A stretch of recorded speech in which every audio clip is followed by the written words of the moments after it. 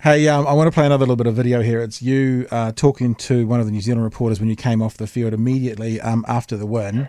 It's a pretty amazing, pretty excited Sarah Hiniri, I thing. finally get to say to you, Olympic gold medalist.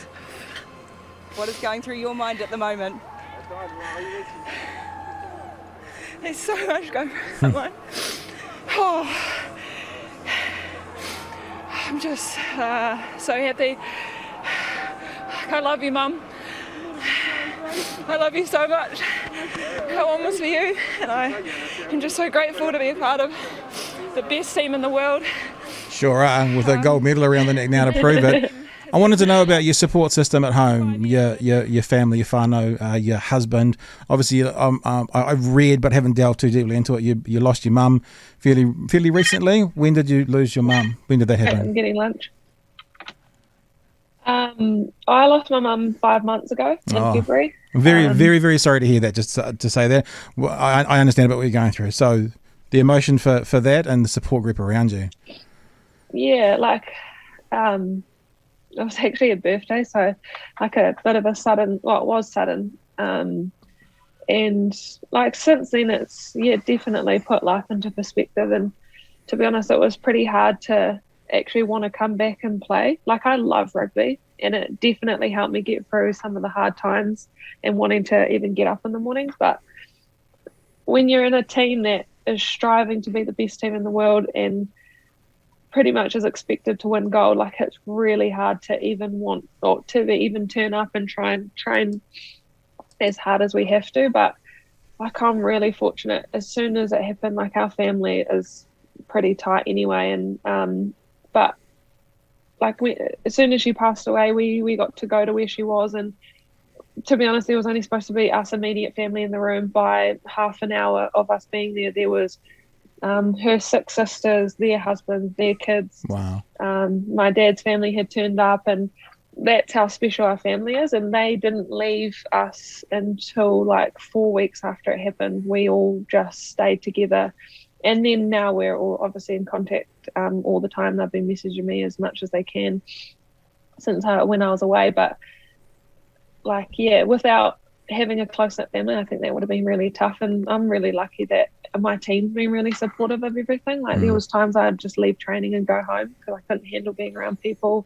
2 of the girls in the team, Kelly and Portia, they're my 2 best mates. They were with me the whole time of Mum's funeral. They haven't really left my side either, and like, I'm constantly talking to them about things. So without those people, like, I really don't know how I would have handled it. And like, my husband had to deal with a lot of stuff, just me constantly being at home, and pretty bad way at times. So like, I think that's why, like, this is quite emotional. Winning this is like, I get to go home and share it with them. And for me, like, I messaged my family and I was like, we did this, like, we won a gold medal. So I can't wait. They're already planning on having catch ups and well, once I get out, it'll be so nice to be able to just give it to them. Bringing my dad straight after that final was the best thing I've had. He's like been in a really bad place for 5 months, and to see him smile for the first time in a long time, that was really special.